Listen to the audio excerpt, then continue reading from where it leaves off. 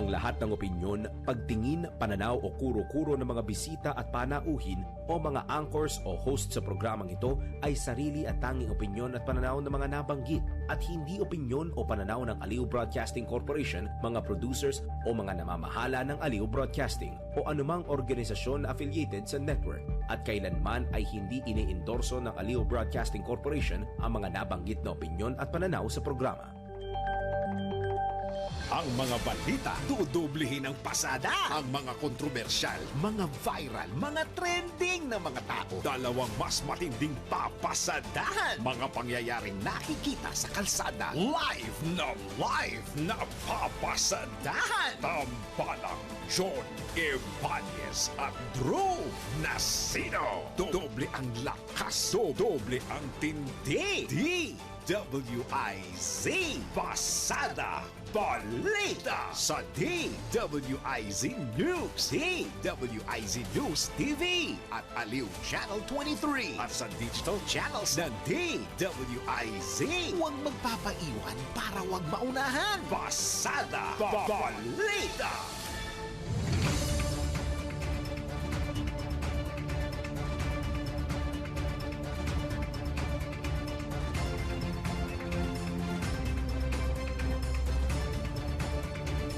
Silipin na po natin ang ulo ng mga balita. Pasada Balita. Impeachment trial ni Vice President Sara Duterte iginarahe na ng Senado. Pasada Balita. Pag-angkat ng bigas, sinuspindi na ni Pangulong Marcos simula Setyembre. Pasada Balita. Investigasyon sa sinasabing anomalya sa 1.2 billion peso fund transfer ng Bureau of Fire Protection inihirit ng VACC. Pasada Balita. Alkalde ng San Simon, Pampanga, arestado sa kasong pangingikil. Pasada Balita. Balitang pangkalakalan, pagsasaayos ng Export at Industry Development Plan ng Pilipinas, inirekomenda ng isang ekonomista. Pasada Balita. Sa balita sa ibayong dagat, 5 sundalo sugatan sa pamamaril sa loob mismo ng base militar sa Amerika. Pasada Balita. Balitang papalakasan, PBA Legends sasabak sa isang charity game ngayong weekend. Pasada Balita. Sa balitang pangkalusugan, tips kung paano makaiiwas sa leptospirosis ating alamin. Pasada Balita. At sa showbiz, Will Dasovich at Nico Bolzico nagpatawa at nagpakwela sa kiss cam moment sa Hong Kong. Tambalang John Ibanez at Drew Nasino. Pasada Balita.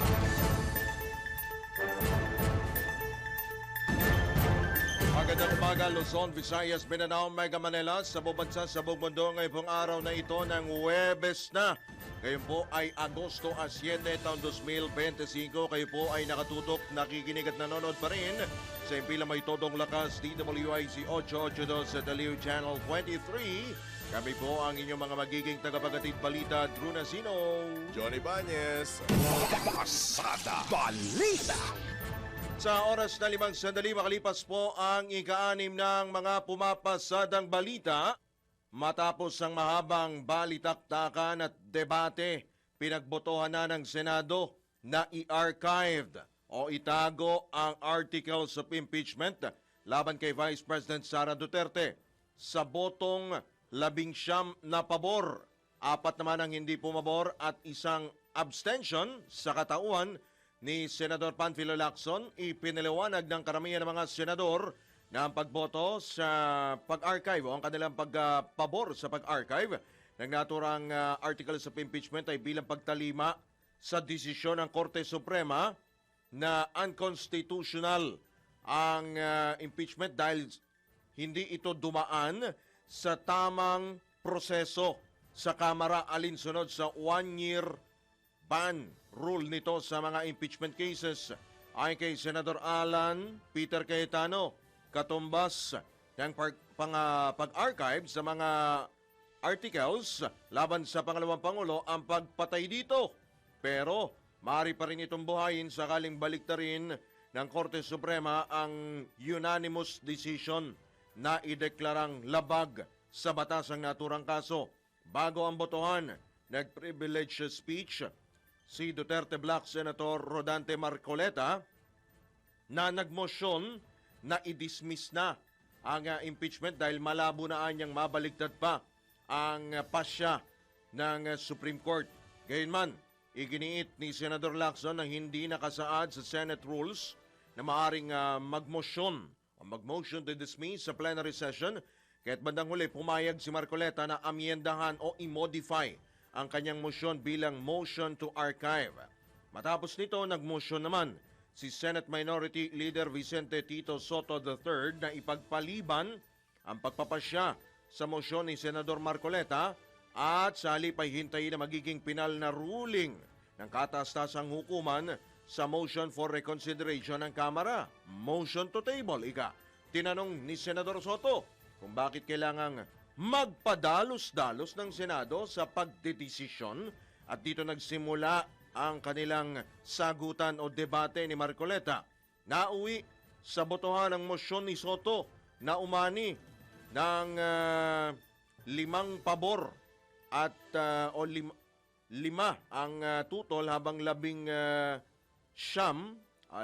ang tutol at 5 ang pabor. Kasama ni Soto sa pagboto, pabor sa kanyang mosyon ay sina Senador Lacson, Rizon Tiveros, Bam Aquino at Francis Kiko Pangilinan. Pasada Balita! Nanindigan naman si Senate Minority Leader Vicente Tito Soto III na hilaw pa ang desisyon ng Korte Suprema sa impeachment case laban kay VP Sara kaya't mapanganib kung agaran itong ibabasura lalo't hindi pa pinal at may nakabinbin pang apela sa naging desisyon ng kataas-tasang hukuman. Sa isinagawang plenary session sa Senado kahapon, kinwestiyon ni Senator Soto ang pagpapatuloy sa hearing gayong ibinalik o iniremand ng Senado ang naturang kaso sa House of Representatives. So what are we dismissing in the Senate kung wala sa atin ang kaso? Can we continue hearing the case and dismissing it without the impeachment case in our hands? Can we throw the ball out when the ball is not in our possession? Siguro naman dapat magkaroon tayo ng tinatawag nating sense of proper sequencing of moves. Nasaan po ba yung impeachment case? Paliwanag naman ni Senator Rodante Marcoleta, nangyari at isinantabi na ang isinagawang initial proceedings sa 19th Congress at ang 28th Congress na ang pinagsasabihan ng Korte o ng Korte Suprema na immediately executory na ang kanilang desisyon sa impeachment laban kay VP Sara. Sino pong mag-i-execute nun? Hindi naman po i-execute yun ng House of Representatives. Maliwanag naman po na tayo lamang ang tinakdaan ng kataas-tahasang hukuman na gumawa ng paraan para isantabi na po ang usaping ito sapagkat napagtibay nga nila na ito'y unconstitutional, void ab initio, at wala na po tayong jurisdiction para dito. Yan po ang salitang tinig ni Senate Minority Leader Vicente Tito Soto III at Senator Rodante Marcoleta sa plenary session ng Senado kahapon. Pasada Balita! May God have mercy on your decision. Ito naman ang pahayag ni Senate Minority Leader Vicente Tito Soto III matapos matalo ang kanyang mosyong ipagpaliban ang motion to archive ni Senador Rodante Marcoleta hinggil sa articles of impeachment laban kay Vice President Sara Duterte. Sa sesyon ng Senado kahapon, natalo nga ang motion ni Soto na may layuning bigyan pa ng panahon ng mga senador para suriin at talakayin ang nilalaman at mga implikasyon ng impeachment complaint bago magpasya kung ito ay agad na dapat ibasura o hindi. At matapos nga makakuha ng 5 boto na pabor sa kanyang motion, kasama sina Senador Rizon Tiveros, Senador Bam Aquino, Kiko Pangilinan at Ping Lacson, ay tuluyan nga pong natalo ang kampo ni Soto at 19 na senador naman ang bumoto laban sa inihain niyang motion. Pasada Balita! Nagpalitan naman ang mainit na diskurso sina Senators Riza Ontiveros at Rodante Marcoleta kaugnay sa isyu ng pagbabaligtad o reversal ng mga desisyon ng Korte Suprema. Ginamit ni Senator Ontiveros ang halimbawa ng mga pagkakataon kung saan binabago o binabaligtad ng Korte Suprema ang sarili nitong mga desisyon bilang patunay na hindi laging absolute permanent ang isang ruling. Ngunit agad itong tinutulan ni Senator Marcoleta at tinanong kung ang tinutukoy bang mga reversal na binanggit ng senador o ni Senator Ontiveros, mga desisyon lamang mula sa isang divisyon ng Korte Suprema. Naging bahagi ang sagutang ito ng mas mainit pang talakayan sa plenaryo kung dapat bang ituloy o ibasura ang impeachment complaint laban kay VP Sara. Ipinapakita nito na malalim at technical na ang diskusyon sa Senado na umabot na rin sa pagsusuri ng mga legal precedent o president at proseso sa pinakamataas na hukuman ng bansa. Are bank On decisions or decisions by a division.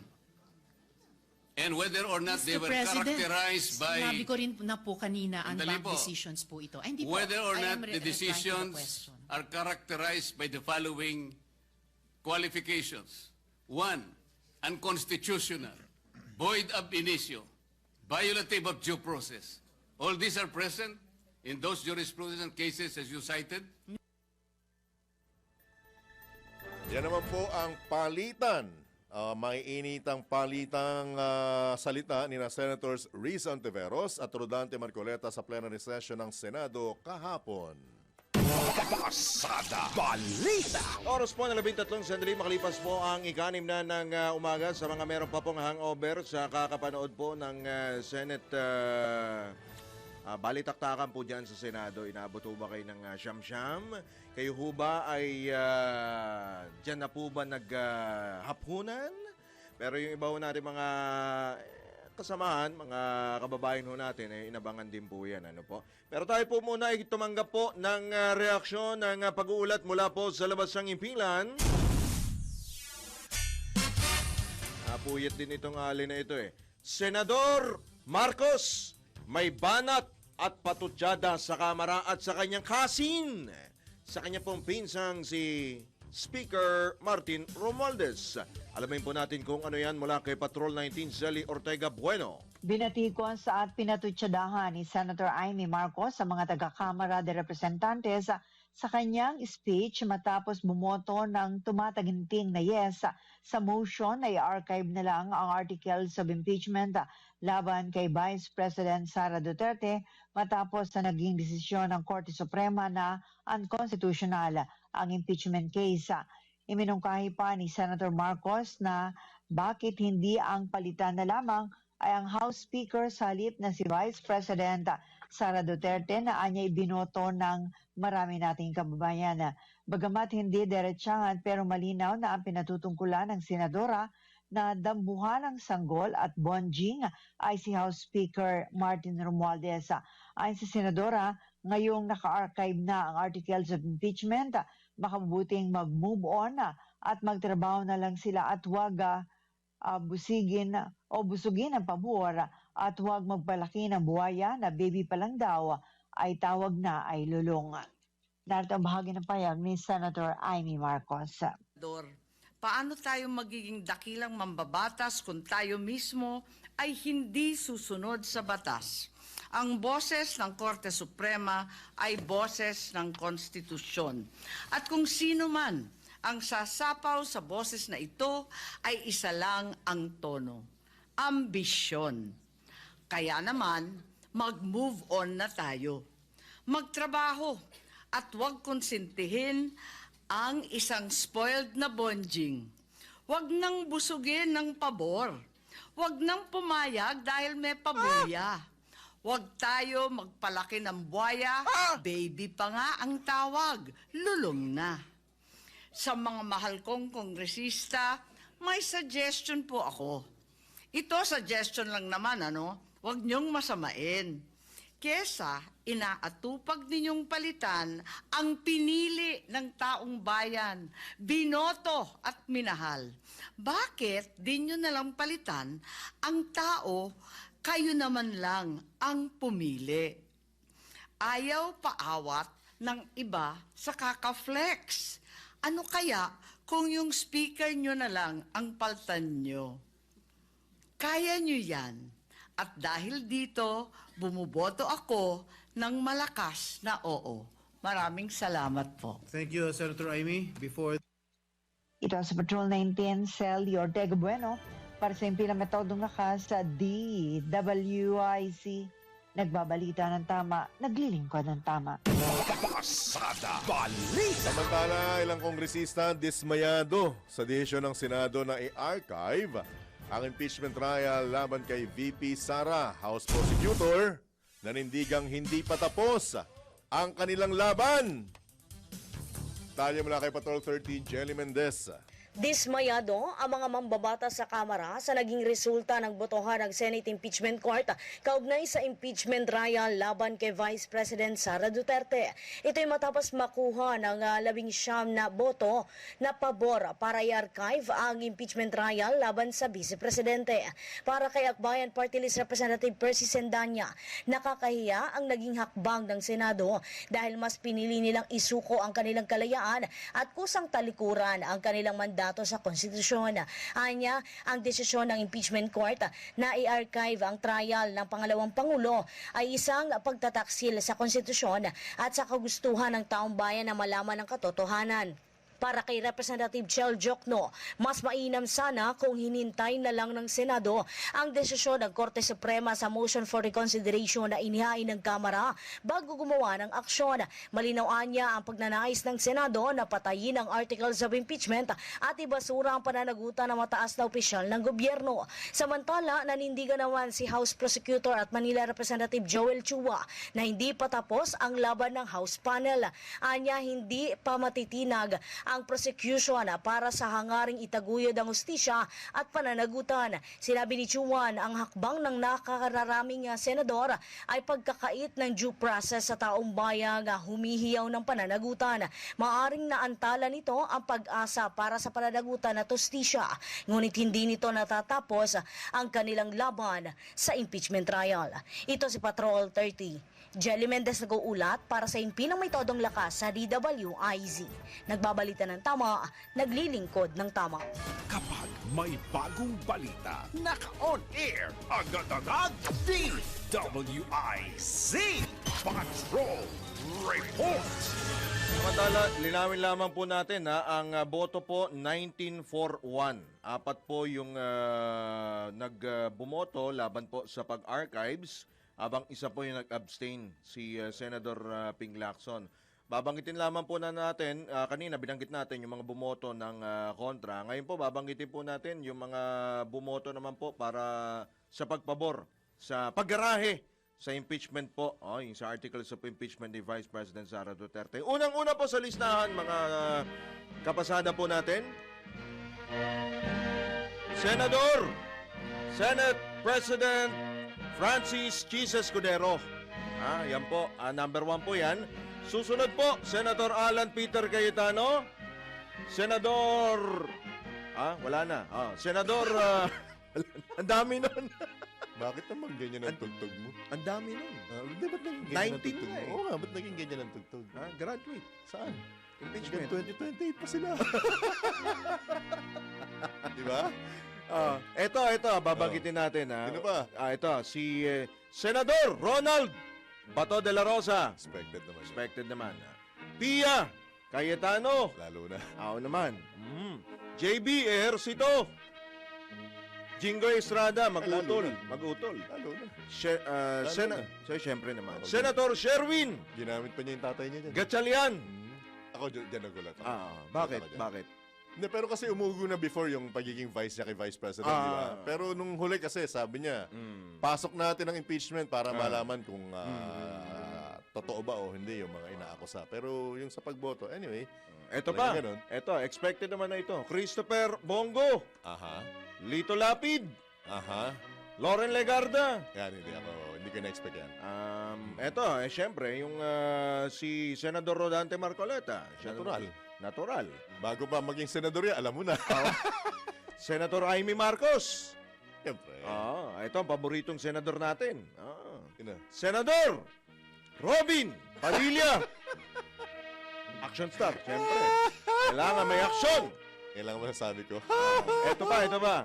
Senator, ito mag-utol din. Senator Erwin Tulfo. Yan. Raffy Tulfo. Yan, nagulat ako dyan. Pero prior to that naman ang sinabi nila, kung saan ang mayorya, doon sila. Lalo na si Senator Erwin Tulfo dahil sabi niya, kukonsultahin ko si Kuya. Parang gano'n. Pero nagpahayag din sila na gusto nilang ituloy. Pero syempre, alam mo na, pag nagsabi ng mayorya, gano'n eh. Ito pa, si the man from Bulacan, Joel Villanueva. At ang mag-utol din. Ang mag-utol din po, Senator, tahimik lang, Mark Villar, na markahan po kahapon. At Camille Villar. Last but not the least, dating Senate President, dati pong Senate President na si Senador Juan Miguel Zubiri. Expected yan. Sila po ang 19 na bumoto pabor para igarahe po ang impeachment ni Vice President Sara Duterte. Grabe yung background music mo, kuya nga. Parang bukas na sila alis. Ha? Parang bukas na sila alis. Hanggang 2028 sila. May 2026 pa, pwede pa namang i-file Ano? sa Feb yung impeachment. Okay. So kung sila pa rin ng composition ng Senado, asa ka pa? Abangan natin kung ano ba ang mga pagbabago. Walang yan, no? Pakitignan ng aking mga kilay. Ay, may kilay. Di ba? Pilik mata ko, tingnan mo. Gumagalaw. Di ba? Lang ang kaya kong magawa ngayon sa mga oras. Baka tanungin natin yung mga susunod na araw yun. Dito na lang sa akin, kuya. With your indulgence, Kuya Drew, mga kabalitan-kabalitaktakan, yung usaping legal, ibigay na natin sa kanila yan. Totoo. Magagaling sila eh. Oo. At may mga nagmamagaling May din naman. kanya-kanya silang mga opinion. Parang tayong dalawa, may sarili tayong mga opinion. Pero ang sa akin lang, bago natin ilipat sa ibang topic yung ating newscast, ang sa akin lang, lagi natin tatandaan na hindi lang si Vice President Sara Duterte. Yung sinasabi niyong may mga ginagawang kabalbalan o anomalya, lalo na sa pondo ng taong bayan. Suriin natin maigi. Bigyan natin ng pagkakataon na yung mga nag-aakusa at inaakusahan ay magbigay ng paliwanag. Sa pagkakataong ito, ang naisa lang si VP Sara. Bakit? Ang gusto nga nung Vice Presidente, bloodbath di ba? Bakit kayong mga senador, hinagkaan nyo na magkaroon ng magandang madugong talakayan para pagtanggol niya yung kanyang sarili? Ang tanong ko dyan, naging bahagi rin ba yung desisyon ng kataas-asang hukuman na ideklarang unconstitutional yung proseso kaya kayo nag-decide ng ganyan? O prior to that, meron na kayong talaga sariling desisyon. Dahil sabi nga nila kahapon, sabi sa interview natin ni Attorney Mel Santamaria, numero yan eh. At alyansa yan. Numbers game. Oo. At politika. Aminin natin, politika ang impeachment. Kaya lang, ang tanong, kung palalagpasin natin ang pagkakataong ito na makita ng taong bayan, makita ng lahat kung may kasalanan ba o wala ang Vice Presidente, Yun ang hindi natin alam. saan tayo hahantong? Di ba? Ngayon, kung politika lahat ang gagawin nating dahilan para wag mabusisi at maimbestigahan ang mga impeachable official, saan na? Ang sinasabi ko lang sa inyo, pera ho nating lahat yan. Pera ng mamamayang Pilipino. Ang pinag-uusapan ang yan. hinahanap po natin dito yung transparency. Accountability. Diba? Yan po ang ating pong hinahanap. Tapos, ang sinasabi ko lang, hindi naman maapektuhan yung mga senador na yan kung mawalan man ng budget ang kaba ng bayan dahil mayayaman yan eh. Wala namang mahirap na senador eh. Kahit Diba? sino pa ho bang umupo ho dyan, sinong kesehodang Judas Barabas Jesus Correct. ang maupo ho. Ang pinag-uusapan ho natin dito, yung pera ho Pera ng taong natin bayan. yan eh. Diba? Dugot laman na pawis natin yan eh. Diba? Yung binabayad nating buwis sa pinaghihirapan natin. Ngayon, ang sasabihin naman ng magagaling, bakit ang mga kongresista, bakit ang speaker, bakit ang pangulo hindi nyo i-impeach? Di, mag-file kayo ng impeachment complaint. Pwede Yun lang naman eh. It's your Diba? freedom to Karapatan file. natin lahat yan sa bansang may demokrasya. Yes. Kung kumbaga nababalintunaan kayo, tama ba yung term ko? Kung nanggigigil kayo, bakit si VP Sara lang ang ginaganyan? Siya ang may final na kasalukuyang impeachment complaint. Ngayon, kung tinatanong nyo, File bakit din hindi yung kayo. iba, di mag-file din kayo. File din ninyo para magkaalaman. Alam naman Diba? natin dito kung sino ang yamado. Correct. Sa May numero Malinaw naman. Diba? Pero alamin natin, aminin natin hindi. May tanaw sa 2028 yan. Yung desisyon na yan ng mga senador na yan. pero ang mga senador ho ang tinatanong dito, mga mambabatas. Correct. Pero tinanong ho ba natin ang taong bayan? Correct. Diba? And bandang huli, sabi nga ng mga luminary, Mhm. sa bandang huli, ang taong bayan ang magdidesisyon sa kapalaran ninyong mga mambabatas. Tama. Alright. Ayan, no? May nakaabang. Napuyat din siguro ito kahapon. Sino? Si engineer. Mukhang mainit nga ulo. Mainit ulo. Ngayon ko lang nakitang seryoso yan. Siguro may makati sa Nag-motion to table daw siya. may makati sa'yo, no? Nag-motion to table at table yata. Sorry. Wait, kasi hindi nga, naninibago ako. Seryoso ko. Gusto yata niya ng Maglilib ka, no? O siya, sige. Antabay lamang po para sa iba pa po mga balita sa ating pong pagbabalik dito po sa Pasada Balita. Oras po natin. Attorney Wener Contehino, 27 sandali makalipas po ang ika-6 na ng morning. Inuubo-ubo na rin yung mga nagkakanyumonya after po ng magkakasunod po ng bagyo. Nasa kabilang linya po natin, ang Pangulo po ng Private Hospitals Association of the Philippines Incorporated o PHAPI, si Dr. Jose Rene De Grano. Magandang umaga po, Dr. De Grano. Welcome po muli sa DWIC LU Channel 23. Drew Nasino po at Johnny Banyes. Doc. Magandang umaga, Drew and John. Morning po, Dr. Grano. Long time no here. Morning. Salamat po, Doc, sa inyo pong Sige. pagpapaunlak sa amin. Doc, tumataas po ang leptospirosis cases at hindi lang pala itong mga leptospirosis cases, pati rin yung mga sakit na may kaugnayan po kapag tag-ulan. Sa inyo po ba sa mga pribadong ospital, kamusta na po ba ang yung mga isinusugod po sa mga private hospitals? So, meron ho ba kayong datos na hawak, Dr. De Grano, kung gaano karami sila? Sa kasalukuyan, actually, walang masyado, Although, meron pa rin, tumaas ng konti, karamihan kasi sa mga leptospirosis, tinanong namin yung, pumunta sila sa, sa mga government facilities. So, ngayon, halos puno, ang mga sa National Capital Region, yung ating mga government facilities, halos sa punuan ngayon, At siguro yung mga spillage na lang, yung mga talagang hindi matanggap sa government facilities, nagtatakbuhan sila sa pribadong ospital. Pero Doc De Grano, di ho ba meron pong, sinabi ni Secretary Ted Herbosa, merong nakalaan na tama ba 10% sa mga private hospitals, yung 10% ho niyan, yung bed capacity para po doon sa mga PhilHealth members, yung sa mga kababayan po natin, yung mga hindi afford po na makapagpagamot. Opo. Tama po yan. At sila naman po ay tatanggapin yan, especially kung mga emergency cases po.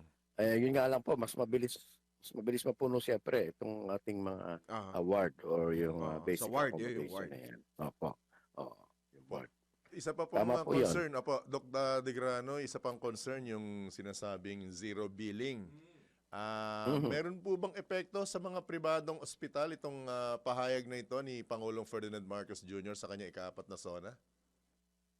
Well, yung pong aming tinatawag na 10% na yan po yung para dun sa talagang supposed dito yung no balance billing. Basta kaya po ng PhilHealth na punuan lahat yan, wala talaga halos silang babayaran dyan. Huwag lang talagang sobra sigurong tumagal sila sa ospital, baka hindi kayanin ng pondo nung kanyang benefits. So, minsan, meron silang tinatawag na out of pocket or excess nung tinatawag nating PhilHealth benefits nila. That's the time naman po na tumatanggap naman tayo, of course, ng mga tinatawag nating guarantee letters na nagmumura naman po sa Department of Health, yung MAIP fund. Halimbawa po mga GL, nabanggit nyo rin lang yung GL, Dr. De Grano. Yung mga sa mga politiko ba, tinatanggap ng mga ospital or dapat tanggapin ng mga private hospital? GL from actually, yung kanila naman po, yung kanilang inibigay, dumadaan lang sa kanila actually, recommendation lang nila. Ang talagang pondo pong yan, nagmumula po yan sa ating Department of Health. DOH. So, may rekomendasyon sila, ganyan. Then, meron naman po usually memorandum of agreement ang ating pribadong ospital with the Department of Health. Sinecheck lang po nila yan at pagka nakita po nilang maayos naman yung mga papeles, yun po, binabawas po nila yan at binibigyan nila. Tinatanggap po nila yung guarantee letter. Po, may karapatan din po ba ang mga pribadong ospital na tanggihan? Kasi may mga nababanggit po na may specific kung hindi man at yung iba talaga totaling walang tinatanggap na GL. Ay, yung, kasi po kailangan niya may MOA, no po, may memorandum of agreement na sinasign niya na ibig sabihin tatanggapin talaga ng mga ospital yan, ano? Kasi yan po ina-advance ang ang services. So maghihintay ang mga ospital ng mga around 60 days bago sila bayaran. So yung iba pong ospital wala silang MOA, so usually hindi sila tumatanggap. Pero marami pong ospital ang may MOA at tumatanggap po ng guarantee letter. So, Pero Dr. De Grano, as of today, yung 10% na allocated, ngayon ba hindi naman ho ba hindi naman full capacity ngayon? Yung ward pala. yung ward pong yun na 10%, yun po ang kaunahan kasing napupuno, ano? Kasi siyempre, Expected na. halimbawa, 100 beds yun, 10 lang pong beds ang ward, ano? At siyempre, yung ating mga kababayan, unahin talaga nila magpunta doon sa sa halos walang bayad, ano po, yung 10% na yan, ano. So, yun po ang pinakamabilis mapuno. Kaya minsan pagdating nila kulang na. Pero kung pag emergency po, tatanggapin pa rin po sila. Right. Ano po ba sa palagay niya sa base sa tala ninyo, Dr. De Grano, ang pinaka number one na sakit ngayon na sinusugod sa mga pribadong ospital maliban dito sa mga related sa bagyo? Well, ang kaunahan po siyempre itong related dun sa bagyo nangyari na sa mga around 2 weeks ago. Ngayon pong lang ito nararamdaman natin at lumalabas ngayon, ano? Kasi yung parang pinaka incubation period ng leptospirosis mga around 2 weeks. So ngayon po natin mararamdaman yan. Ngayon yung epekto naman po ng tinatawag nating mga ng dengue, kasi yan po siyempre doon sa pagbaha may naiipon tubig, doon pumupunta ang mga lamok, ano? Yung mga lamok na nagkokos nitong nagdadala nitong dengue, dumadami rin po ngayon ng dengue. Yun naman pong siyempre pagka mahina ang katawan nyo at inupo, sipon, tamaan kayo ng trangkaso, yun, nagkakapulmonia po. Yun ang so far, yun po ang dumadaming kaso. Sa nangyari po kahapon, with your indulgence, Dr. De Grano, sa mga initang balitaktakan sa Senado, wala po bang related na sakit na umusbong? Wala ba? Wala. Yung mga na-stress ba? Yung mga sumakit ang ulo tsaka dibdib? Baka marami pong inalta. Opo. Akala ko sasabihin mo, kleptospirosis eh. Hindi, pinatatawa lang ako namin kayo kasi maraming uminit ang ulo kahapon, Dr. De Grano. Baka ako nadagdagan ng mga pasyente nyo eh. Baka maraming inalta lang po. Pero Dr. De Grano, kagaya po doon sa PGH, emergency room nila, punuan na. Sa NKTI, merong surge ng leptospirosis cases. Sa private hospitals ko ba, nakakaranas na po tayo ng pagdami po? Sabihin po natin, yung surge capacity. po. Surge po ng cases po ng mga ganito pong kaso. Wala naman hubang kayo na itatalang ganon, Dr. De Grano? Wala pa? So far, wala po Wala dito. pa. Especially po dito sa mga probinsya. No? Meron po, pero pailan-ilan lang. Ano? Nakita po namin na siguro talaga yung epekto yung sa leptospirosis po. Ang epekto yan talaga ng pagbaha. Ano? You know na ang karamihan naman po ay sa National Capital Region. Siguro sa Region 3. Yan, ang Region 2. Medyo nagbabahaan din dyan. Pero dito po halimbawa sa ibang areas, dito naman halimbawa sa Calabarzon, hindi po ganun yung pagbaha eh. So wala po silang masyadong nakikitang gano'n na pagtaas ng mga leptospirosis. Pero kahapon po, kausap ko yung mga taga National Capital Region, especially yung mga government facilities natin. Talaga pong nagtaasan. Halos punuan po sila ngayon ng mga kaso. Alright. baka meron pa ho kayong mga karagdagang panawagan, Dr. Degrano, lalo po yung sa ating mga kababayan. At take note, Dr. Degrano, hindi pa tapos ang tag-ulan. At meron pa ho tayong Totoo po ine-expect na mga papasok pang mga bagyo, Dr. Degrano. Ano mga panawagan po natin sa ating mga kababayan, lalo po yung sa mga pasyente, Dr. Degrano? Yun nga po, sana po ay tayo mag-ingat. No? Prevention lagi po is better than yung cure sinasabi natin po. No? Kasi magastos talaga na ma-hospital so far ngayon. No? Kahit po sabihin natin na tayo ay pumunta sa isang zero balance billing, etc. sa government facilities, wala kayong babayaran. Pero still, maaabalan kayong mabuti. Ano? Hindi kayo makapagtrabaho. Hindi kayo makakapaghanap buhay na ganyan. Paano na yung pamilya no? Kung may sakit kayo. So, as much as possible, huwag po tayong mag-expose sa mga ganyang mga ng kalikasan. No? Imagine, kahit bahangin, gusto nyo maligo sa baha. Alam nyo namang delikado yan. Pag tinamaan na po tayo, mabuti kung mild lang. Pero kung delikado po kasi minsan ang leptospirosis ay nakamamatay po yan. So, dapat po ingatan po natin yan mabuti. Opo. Wala ho bang namatay na pasyente doon sa private hospitals? Meron ho bang cases? Wala po kaming masyado na re-receive na na gano'n. Very good. Kasi karamihan nga po nagpupunta Puro sila sa public. Oo. Kasi alam niyo po, ang magastos po yan pag na leptospirosis. Ang daming test na binibigay. Kaya sa dengue. Madaming gamot. Diba? Kaya medyo magastos. So. Alright. Maraming salamat po, Dr. Degrano, sa inyo pong paalala at ingat po kayo, Doc. Magandang umaga po. Good morning, sir. Good luck. Ingat po, Doc. God bless po. Good morning God din po. bless. Opo. Salamat po.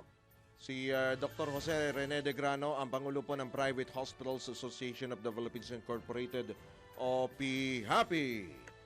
Pasada Balita. Don't worry. Be happy. Naisingit mo yun. Naalala ko lang bigla. Naalala mo. Marami inalta. Inamin ni Doc, Sabi ko sa'yo. Yun ang balita. Oo, yun ang angulo. Yun ang angulo. Kinumpirma ngayon. Eto po makinig po kayo sa mga nag-aalmusal po ngayon, kumakain po ngayon ng sinangag. Ipinag-utos na ni Pangulong Ferdinand Marcos Jr. ang pagpapatigil sa importasyon ng bigas sa loob ng 2 buwan o 6 na pong araw simula Setyembre 1. Kinumpirma ito ni Presidential Communications Office Secretary Dave Gomez kasabay ng pagsasabing layunin ng nasabing hakbang na protektahan ng mga lokal na magsasaka mula sa mababang presyo ng palay sa kasagsagan ng anihan. Itinagdag pa ni Secretary Gomez na inisyu ni Pangulong Marcos ang naturang direktiba kasunod na rin ang rekomendasyon ni Agriculture Secretary Kiko Laurel at matapos konsultahin ng mga miyembro ng gabinete sa sidelines ng 5-day state visit nito sa India. Gayunman, sinabi ng Pangulo na hindi pa napapanahong talakayin ang tariff increase sa inaangkat na bigas. Pasada Balita. Latest naman mula sa Filipino Mirror, tumaas na mahigit 1/4 ang inventaryo ng bigas sa bansa noong Hulyo.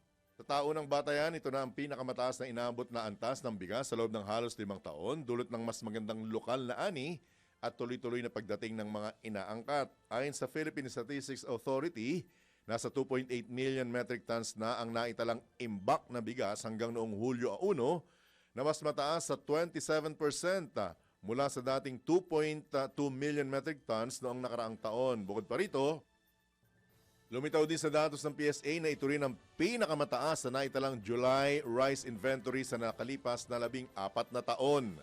Batay pa sa ulat ng PSA, pare-parehong tumaas sa annual at monthly basis ang rice stocks sa National Food Authority, commercial entities at households.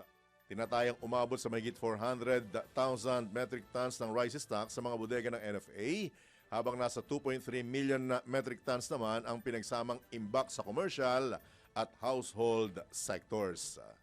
Pasada Balita.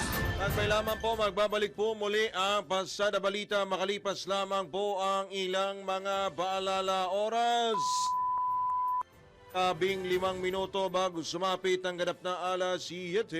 Ngayon tayo po ay sa oras po na 13 minuto bago po sumapit ang ganap po na alas 7. Sa pagkakataon ito tayo po muna ay magalmusal, magtanghalian hanggang sa hapunan. Isama nyo na po merienda pati po midnight snack. Wala po sa ating palengke queen ang ina mo, ang ina niya at ina nating lahat sa palengke. Aling Bet Samson, Aling Bet. Yes, good morning, John. Good morning, Drew. Morning! Ayan. Ayan po, Okay, ang, mic test. ang almusal po namin Mic ay... test, mic test. Mic test. Halagang 30 pesos po na pandikesoy, may kesong maliit yan. Sa tanghalian at hapunan po, naku napakataas po ng gulay at saka isda.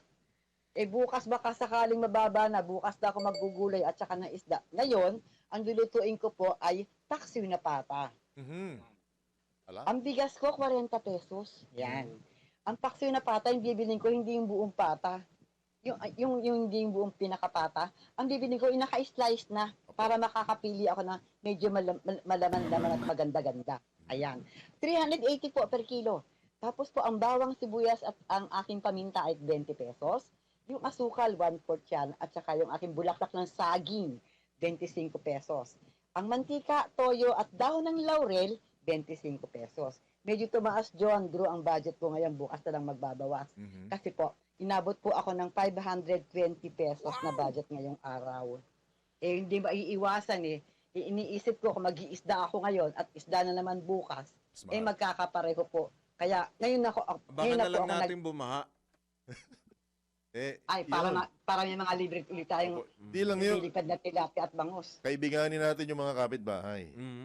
Tsaka kumbensihing magbakasyon sila sa lalawigan. Tama. Para yung mga Pagdating makakawalang nila, may manok. dala mga gulay na libre, ano? Hindi po. Yung mga makakawalang manok nila, pwede nilang sungkitin. Lalo pag nakapasok sa bakuran natin, atin na yun. Trespassing yun. Trespassing yun. Kasalanan nila yan. Bakit hindi nila inalagaan na hindi makawala? Kunyari, O, sabihin mo na lang, naiwan nyo pong nakabukas ang mga hawla at ang inyong mga bakod. Kaya pumasok Sarap sa ng akin yung bakuran niya. Tinolang manok, lalo John, tsaka Drew, lalo pagka yung manok Tagalog. Ay, yung native. Native, napakasarap nun. Sarap. Lalo pagkataba-taba, sabawan mo, adobuhin mo, presto. Pero wag natin gagawin pasukin yung lugar nila. Aling na Bet, hindi nila. yung paksiw na pata mo, tanghalian hapunan na po yun? Opo, kasi 1 kilo po yan Opo, sarsa pa lang ulam na. Ama. Tapos yung halimbawa, malapot-lapot na yung sarsa, di ba? Nananghalian. Ang matitira dyan. Nakakalapot yun. Yung matitira dyan, medyo lagyan mo ng tali, isabit mo na lang para mamaya aamoy-amoy na lang sabay kain. Aamoy-amoy mo na lang, para umabot na hapunan. Tipid yun, tipid. Malaking katipiran yun. Para lumapot ng sabaw, lagyan nyo ng konting asukal. Ganun din niya po. Lalaban dyan yung alat, tamis at asim. Ay, napakasarap. Tapos ang kanin nyo, pagkainit-init, Ayan, para sa tanghap. Naku, sarap. Unlimited ang rice natin nun. Unlimited. Alright. Medya-medya lang. Sige po. Sa amin ni John, medyo hindi pwedeng unlimited rice. 1 cup lang tayo, John. Half rice. Huwag naman half rice, bitin naman yun. Ako half rice tapos only ulam. Yan. Pwede na. Sa mga akin media, ganun. Sa akin nga, Gano'ng kalaki naman po yung cup mo? Yung Gano'ng mangkok. kalaki yung cup mo? Mangkok. Yan lang mangkok talaga. Anyway, grabe ka. Para sa Altakap sa Pasada Balita, Metro Patrol Bert Samson, nagbabalita lang tama. Siyempre, namamalengke at nagbabudget tayo ng tama. Back to you guys. Pasada Balita. Inutom ako ron. Nagutom ka Parang ba? biglang... Ako rin, naghanap kagabi ng, nagutom ako Ba't nag-monitor ka? Sabi naman sa'yo, Ayoko. huwag mong karirin. Hindi kasi nakaharap ka sa, Kain ka, nakaharap ka sa TV. papalamang ka. Unang batas sa amin yan, bawa. Bakit? Kakain ka lang. Hindi ka pwedeng naka-gadget, naka-TV. Bawal yun, masama yun.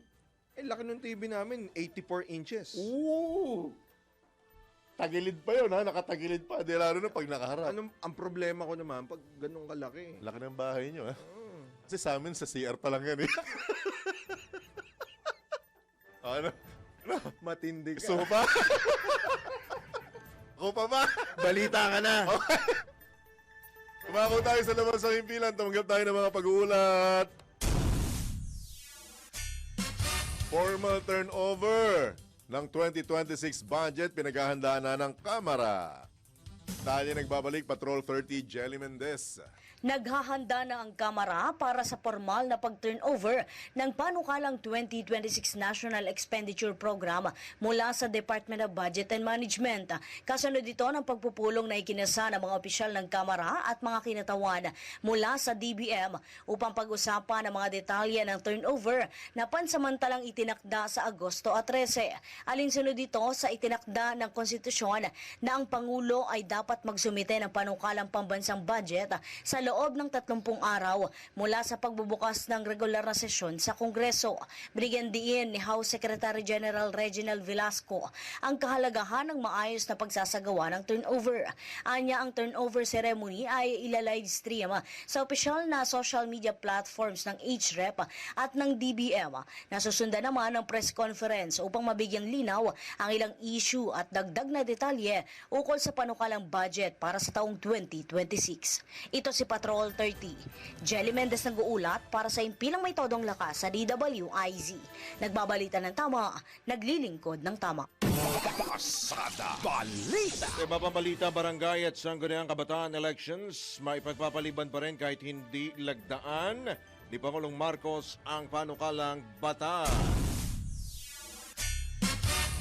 Paatras na balita mula kay Patrol 5 Aya Yupanco. May pagpapaliban pa rin ang barangay at sangguniang kabataan elections kahit pa hindi pirmahan ni Pangulong Ferdinand Bongbong Marcos Jr. ang panukala.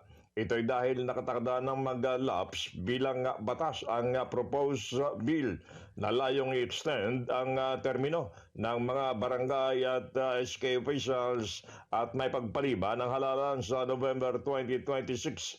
Ayon kay COMELEC Chairman George Erwin Garcia, nakatanggap din siya ng impormasyon na hindi na magkakaroon ng formal na seremonya sa pagdagda ng naturang panukalang batas. Sabi ni Garcia, walang problema sa COMELEC kung pirmahan o mag-lapse bilang batas ang nasabing panukala.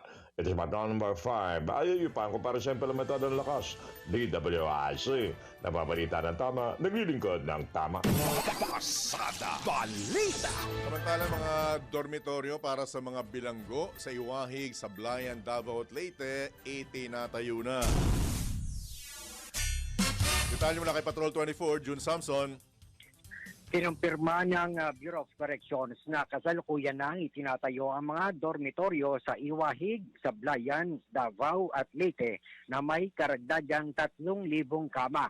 Gayunman ay ipinaliwanag ni Bucor Director Gregorio Catapang Jr. na kailangan pa ng Bucor ng 32 dormitoryo na nagkakahalaga ng 14.6 billion pesos para tuluyang masolusyonan ang overcrowding o yung sobrang siksikan ng mga bilanggo.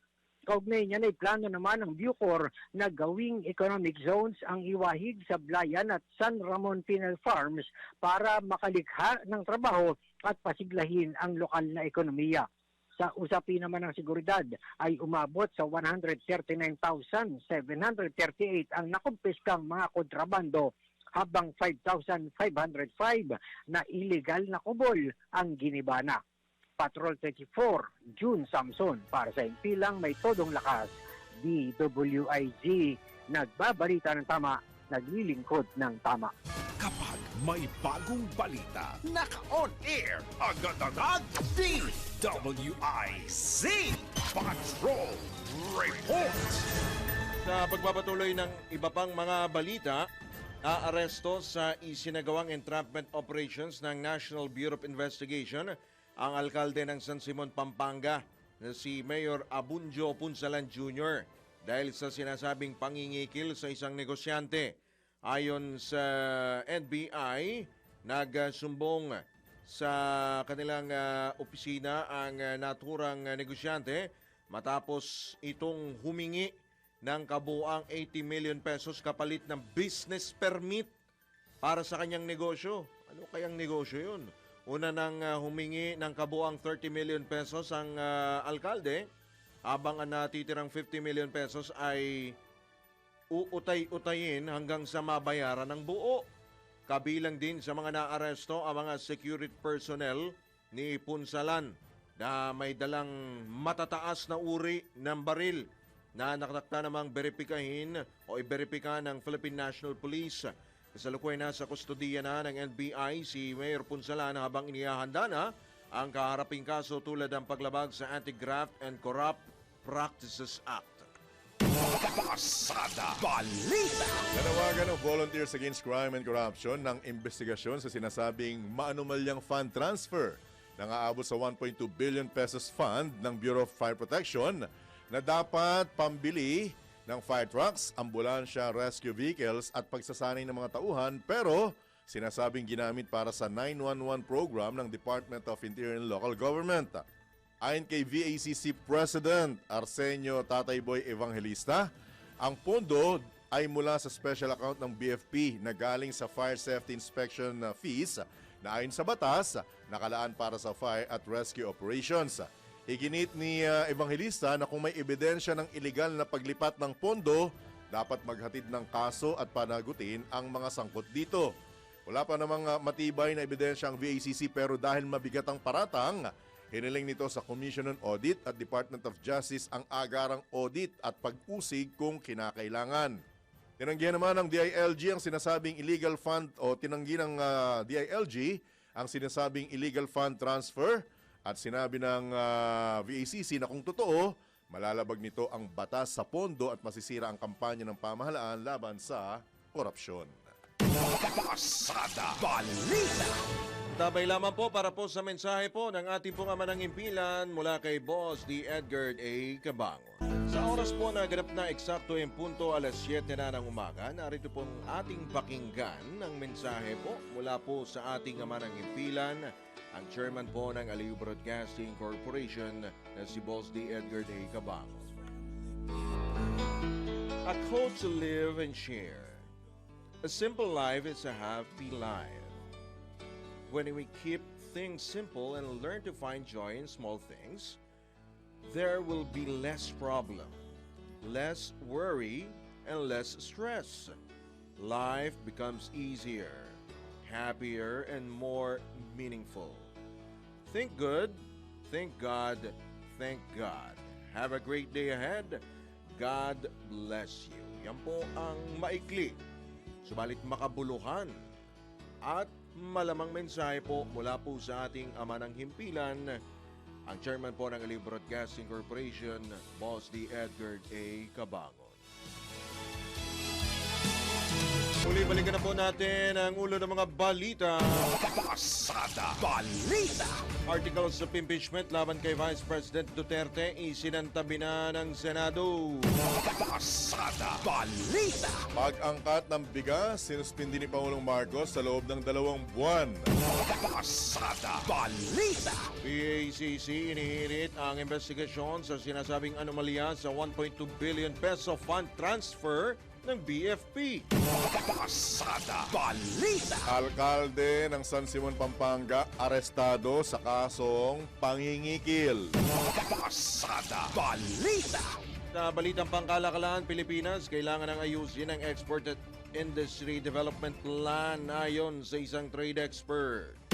Pasada Balita. Sa balita sa ibahing dagat, 5 sundalo sugatan sa pamamaril sa loob mismo ng isang base militar sa Amerika. Pasada Balita. Sa balitang pampalakasan, charity game ng PBA Legends lalarga na ngayong weekend. Pasada Balita. Sa balitang pangkalusugan, alamin natin kung ano nga ba ang mga dapat gawin upang makaiwas sa leptospirosis. Pasada Balita. At sa showbiz, Malabrok Back Mountain, Will Dasovic at Nico Bolsico nagpatawa sa kiss cam moment sa Hong Kong. Tambalang John Ibanez at Drew Nasino. Pasada Balita.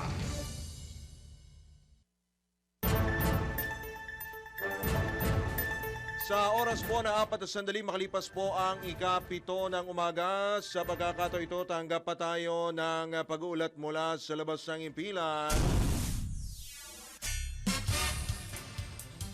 Negosasyon para sa Preferential Trade Agreement o PTA sa pagitan ng Pilipinas at India. Pinamamadali na ni Pangulong Marcos.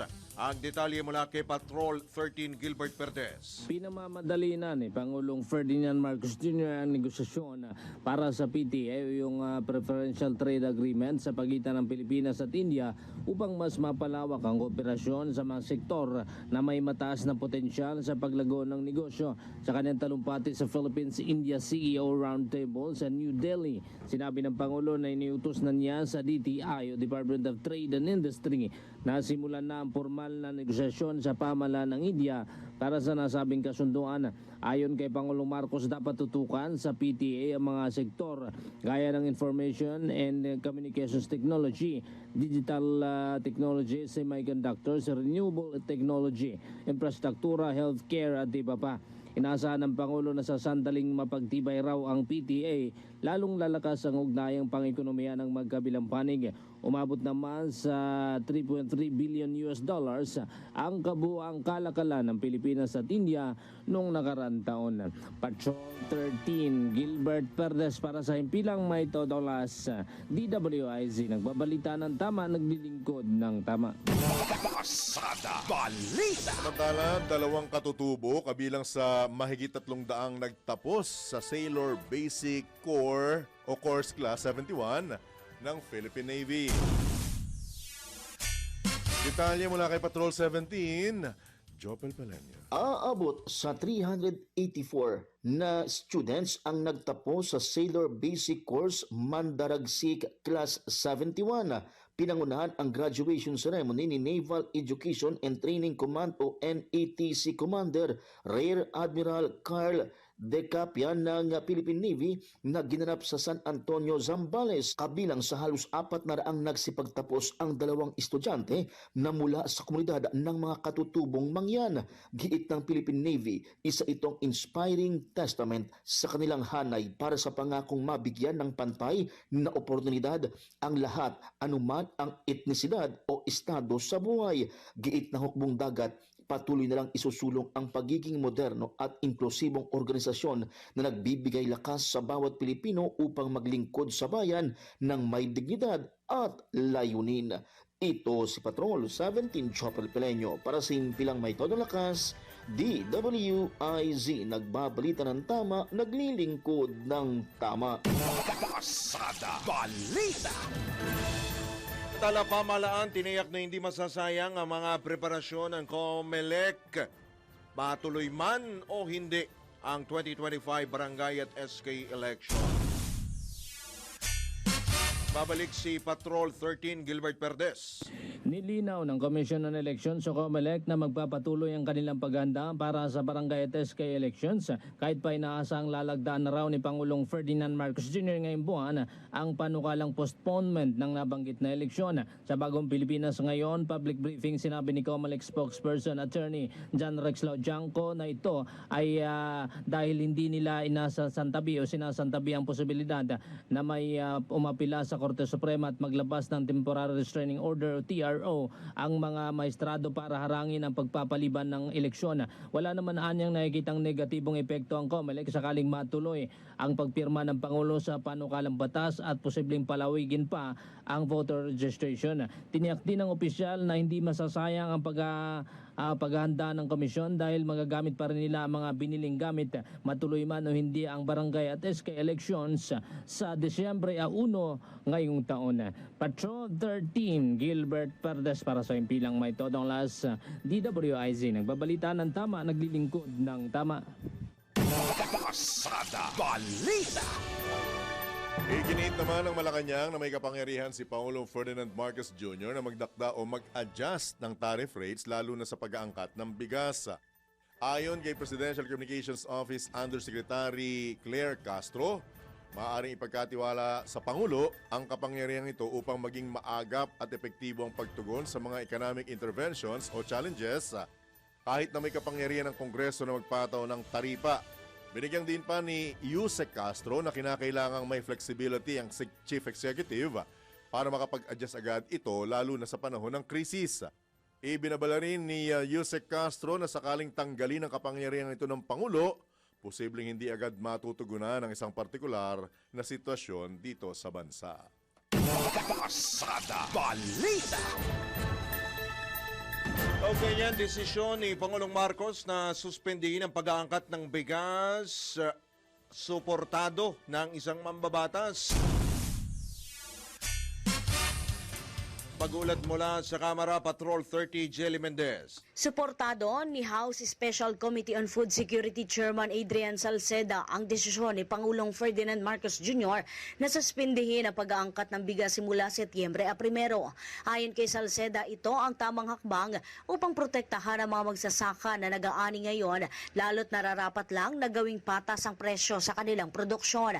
Dapat anya ay walang kakompetensya ang mga masaganag ani ng mga magsasaka dahil ito ang tanging pagkakataon para sila'y kumita at patuloy na makapagsaka. Sa kabila nito ay naniniwala ang kongresista na kailangang paghandaan ng long-term solusyon, kaya inihain niya ang panukalang batas na magpapalakas sa buffer stocking function ng National Food Authority o ang NFA. Ipinaliwanag ng mga babatas na kung maghihigpit sa importasyon ng bansa, kailangan ng kumpiyansa na sapat at sariwa ang supply mula sa sariling ani. Mahalaga din anya na masigurong matatag ang rice sector sa pamamagitan ng suporta sa irigasyon, certified seeds, mechanization at farmers cooperatives. Bilang pinuno ng Special Committee ay tiniyak ni Salceda ang pagsusulong ng policy reforms na magbibigay ng pag-asa sa mga magsasaka, gayon din sa mga consumer para sa stable at abot-kayang supply ng bigas. Ito si Patrol 30. Jelly Mendez nag-uulat para sa impilang may todong lakas sa DWIZ. Nagbabalita ng tama, naglilingkod ng tama. Kapag may bagong balita, naka-on air, agad-agad, DWIZ Patrol Report. Naitala ng Philippine Statistics Authority ang unemployment rate sa Pilipinas sa 20.3% noong Hunyo o katumbas ng 1.95 milyong mga Pilipino. Ngunit ayon sa Philippine Institute for Development Studies researcher John Paulo Rivera, hindi pa ito ang epekto ng 19% na taripang ipinataw ni US President Donald Trump sa mga produktong Pilipino. It ni Rivera na mararamdaman ang mga nasabing taripa sa export na reliant sa sektor ng ekonomiya tulad ng electronics, garments at agrikultura. Pasada Balita. Oras po na 12 sandali makalipas po ang ikapito ng umaga. Pag-usapan pa rin po natin ang mainit-init pa na parang pandesal na medyo tostado na May keso. May kesong puti. O pwede rin yan. Masarap po yan.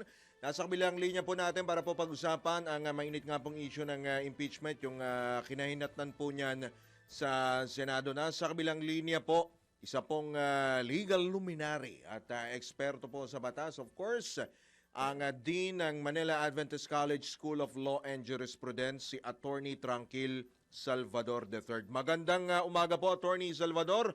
Welcome po muli sa DWIZ LU Channel 23. Drew Nasino po at John Ibanez. Morning, Dean. Good morning. Morning Good po, Dean. Drew. Good morning, John, at good morning sa lahat ng nanonood at nakikinig sa inyo. Po. Nang unang katanungan, Dean, ano po ang ipinakita at aral na nakita natin dito sa katatapos pa lamang na desisyon ng Senado sa impeachment trial ni VP Sara? Okay, let me address your yung katanungan mo sa pamagitan ng boto na ginawa nila. Siguro nasubaybayan ninyo yan, medyo mahaba yan, that was for almost 7 hours starting at 3 o'clock in the afternoon. Ang kanilang balitaktakan. Pero isa lamang ang mensahe na ibinigay nung 90 na bumoto para i-archive ito. Ang sabi po nila dito na gusto nilang galangin ang desisyon ng Korte Suprema. While nire-recognize nila na meron itong pending na motion for reconsideration, dahil nga po't sinabi dun sa desisyon na ito ay executory, hindi lamang po ito penal, ito ay executory, ibig sabihin ito ay kailangang ipatupad. At sinabi rin sa desisyon na yon na itong wala silang jurisdiksyon mula sa simula. At dahil dito, kanilang kinapitan, kinatigan at nirespeto yung desisyon ng Korte Suprema. Yun po yung kanilang sinabi doon kung bakit nila kinapitan. Okay. Pangalawang tanong po, Dean Salvador, ito po bang desisyon nila bilang Senado o bilang isang impeachment court? Ito po ang kanilang desisyon bilang Senado. Yun. Alam niyo po, Correct. merong 3 senador kahapon, 2 or 3 senador na parang gusto nila, hindi, tayo muna ay maging isang impeachment court. Apo. Di ba? Naalala niyo? Tayo muna ay magbaro bilang mga hukom. Mag-room. At maalala niyo po, ilan doon ay hindi pa sumusumpa. Subalit, ang karamihan po, ang kanilang pananaw ay hindi naman nagsalita ng Korte Suprema at wala raw tayong jurisdiction mula sa simula, hindi po tayo tutuloy. Kaya hindi na sila umabot po doon. Kaya nagbotohan sila. Makikita nyo po 2 bagay yung pinagbotohan nila. Yung una nilang pinagbotohan, yung recommendation or yung motion ni Minority Floor Leader Soto, di ba? Sabi niya, maganda siguro i-table muna natin ito. Sabi niya, i-table muna natin ito, nagbotohan sila doon. Hindi po tumayo iyon. Matapos po ay ang pinagbotohan nila kung ito po ay i-archive. Na original, ang motion nito ni Senator Marcoleta was i-dismiss na. Subalit siya ay nahikayat na amyendahan ito para po mangyaring i-archive na lamang. Yun po yung pinagbotohan na merong 19 affirmative votes. Opo. Sa pangkatanungan, pasensya na po, with your indulgence, Dean Salvador. Kung wala po yung desisyon ng Korte Suprema na unconstitutional, itong sinasabi nilang proseso, ganito rin po ba magiging resulta ng botohan ng mga senador? Assuming lang po na ganun. Ganito po, yung katanungan nyo pong yan, para tayong tumitingin sa isang bagay na hindi nangyari. So we're practically trying to anticipate. Ang tanong ninyo, papaano kung ito ay walang desisyon ang Korte Suprema? Di ba? Ibalik natin ang sarili natin na bandang June, bandang July, na wala pa, pending lamang yung kaso, at pending ang kaso at wala pang desisyon. Ang tanong dito is, sa aking bang pananaw, ay magiging ganyan ang boto.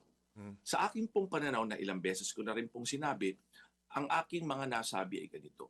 Yung una, ay pwede nilang tingnan dahil natandaan ninyo meron na diyang motion before na i-dismiss. Bago sila sumumpa, yung mga bagong senador, pwede nilang pag-usapan yun.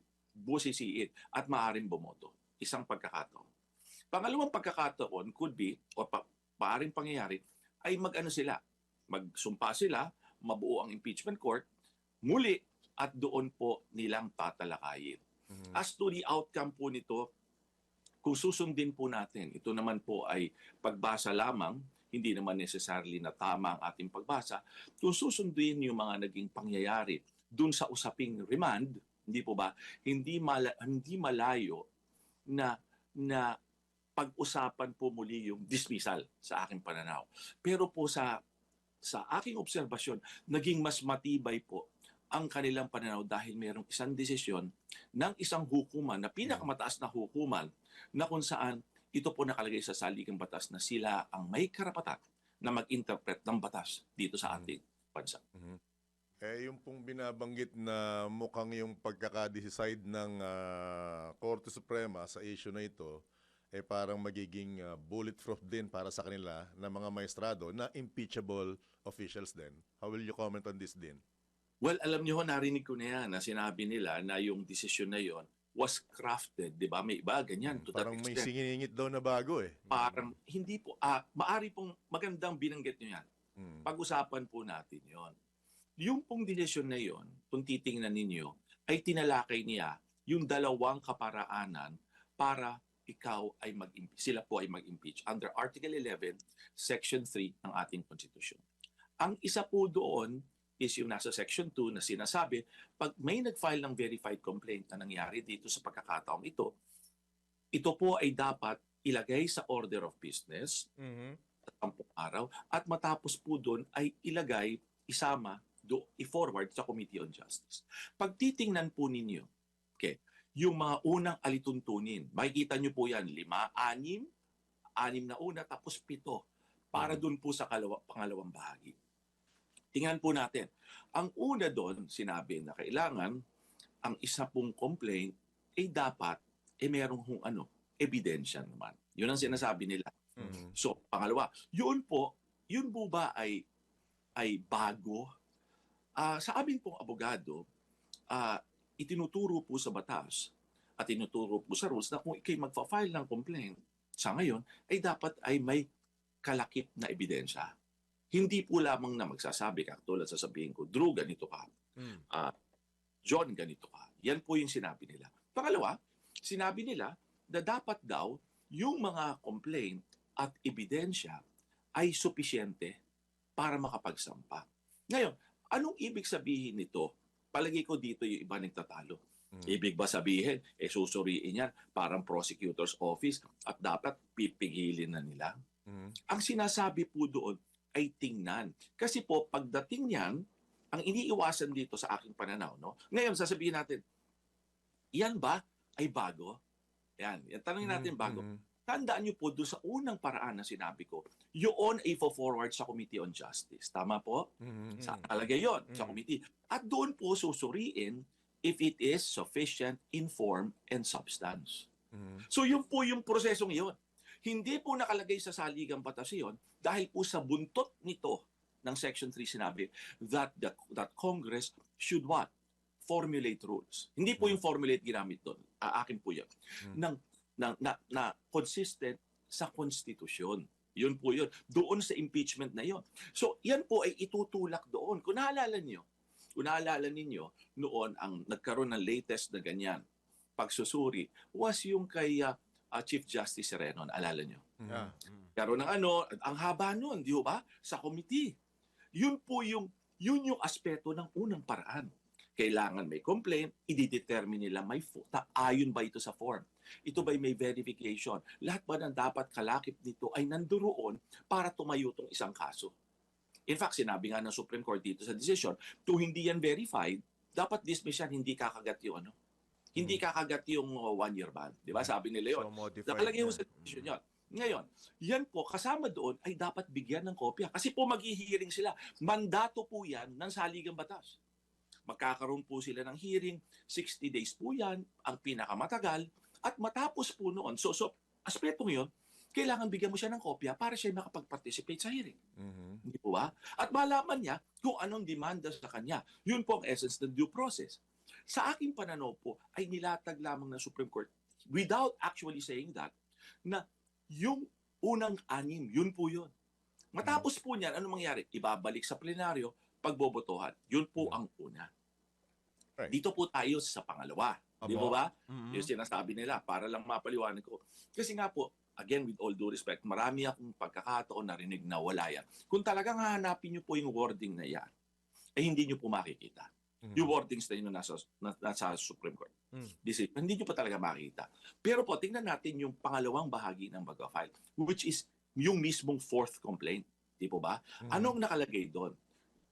Dito muna tayo sa alituntunin. Sabi nila na dahil ang may sole power to impeach ay ang Congress, yung 1/3 na yan, kailangan naman bigyan natin ng mga kopya. Ang lahat ng yan, at magkaroon sila ng pagkakataon na mabasa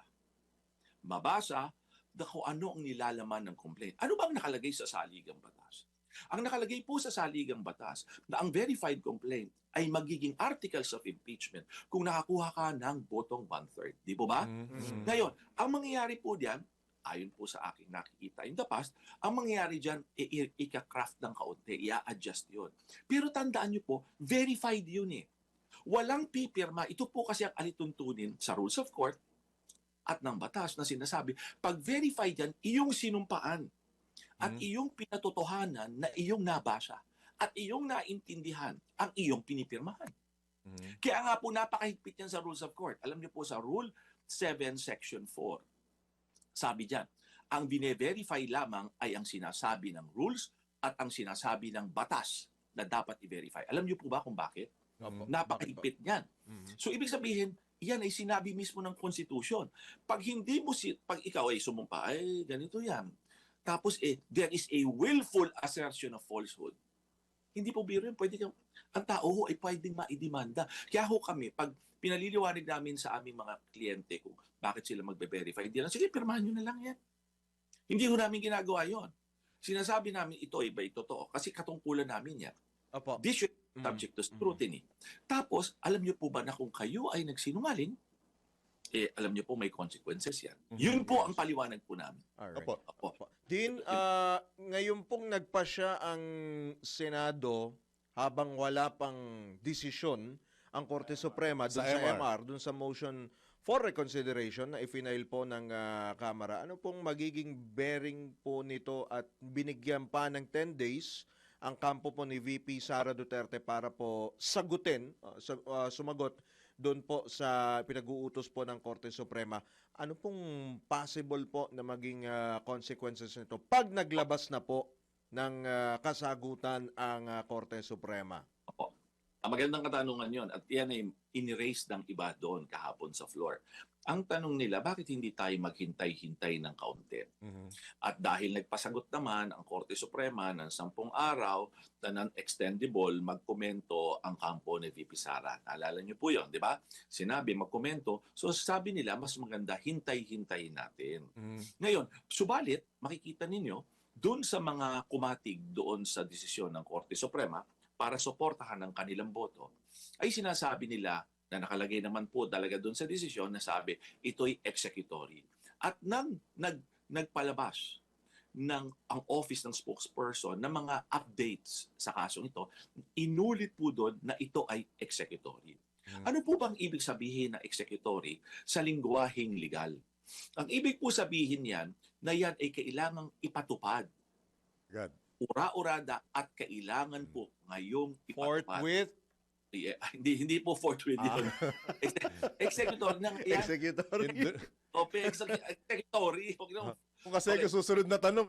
Kasi yung forthwith sa dismissal saka pag-archive, doon nila ginamit eh. Tama ba ako, Din Salvador? Alin po yung? Yung forthwith, ginamit nila doon sa pag-archive eh. Hindi naman doon sa sasagawa ng paglilitis eh. Tama po ba ako, Din? Yan opinion mo, John. Din, tulungan mo naman ako dito, Din. Pinaliliwanag ko nga. Alright. Kasi po, yun ang desisyon ng Korte Suprema, di po ba? Pero may MR. Wala pong apektado sa MR. Yan po ay remedyo na kinikilala sa ating rules of court. Sa ating civil procedure, sa internal rules ng Supreme Court, kinikilala, pwede kang mag-file ng MR. Subalit kakaiba po kasi itong kasong ito. Ang desisyong ito, dahil nakalagay po sa dispositive portion, executory. Ngayon, sabihin natin na, attorney, papaano kung at some later time, binaliktad. Sasabihin mo, okay lang yan kung sinabi nila, affirm, di ba? Papaano kung binaliktad nila? Ang mangyayari po dyan, kaya nila nilagay na ganun, i-archive. Pwede nilang bunutin muli at buhayin. Agawin po ba ng Senado yon, sir? Gawin ba ng Senado yon? Ganito yon eh. Ganito po yon. Pakinggan nyo yung ni Senator Subiri. Kasi tulak sa amyenda niyan eh. Alam ko 7 hours yan. Kaya nga ako. Alam ko 7 hours and alam ko po may mga kasi nung nagsimula pa lang ang alas 4, may mga nagme-message na sa akin. Sabi, attorney, ganito, gusto namin kayong Sabi ko, maganda, tapusin nyo yan. Maganda, pakinggan ninyo. Kasi po, mahirap yung ako maghahaka-haka. Kayo maghahaka-haka. Katulad po niyan, hindi ako magbabanggit ng isang balita na nakita ko. Kagabi na, ang boto, dahil malamang hindi nila nasundang mabuti, may isang nag-abstain. Di po ba? May isang nag-abstain. 1941. Nung simula lamang. 1995. Nung simula. Kasi may talakayan eh. Kaya 1995, may isa akong nag-abstain, may 4 na bumoto ng po. So, kaya ko po sinasabi na gano'n, balikan ninyo yung sinabi ni Senator Subiri. Kasi po, nagtalo ganito. Paliwanag ko sa parliamentary rules kasi. Kaya gusto nung minority floor leader, i-table. Kasi po pag tinable, parang pinospone lang yan, tinabi lang natin. Samantala. Tinabi lang natin yan. Therefore, immediately pag may nangyari, dinesisyon ng Supreme Court, for instance, ni-reconsider yun, madali mo ibalik sa kalendaryo. Yun ho, kaya tinable. Sa Robert's Rule of Parliamentary Order, ganun ho yun. Madali kasi yun, kaya gusto lang table. Parang postpone, santabi nyo lang. Yung archive, hindi lang ito inilibing. Hindi naman inilibing. Yung parang archive, kasi po sa amin sa legal, no? Sa nilagay sa library. Archive yun talagang tinabi. Itinabi. Kinahon. Nangyayari po yung archive na yan, wala kasing, ang definition yan, hindi nyo makikita sa rules of court. Nandun yan sa guidelines ng 2017 on continuous trial ng Korte Suprema for criminal case. Pag, for example, ang warrant of arrest ay hindi napapatupad, 6 na buwan na, isasantabi na itatabi. Hindi naman i-dismiss, itatabi. Ganun po yun. Kaya nakita nyo, nagtalo sila. Alam ko po, nakita ko rin yung mga sinasabi nyo. Parang naka-freeze, ganun. Hindi, ang sabi niya, it's dead. Ano yan? Diba? Sabi ng isang senador yan, dead. It's dead. It's dead. Yun din, nabasa ko sa diaryo rin. Mali yun. Opo.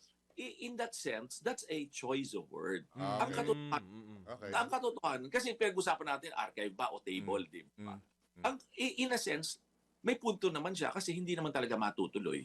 Ngayon, ang tanong, matutuloy pa ba in the coming days? Hindi. Hihintayin yung outcome ng Supreme Court.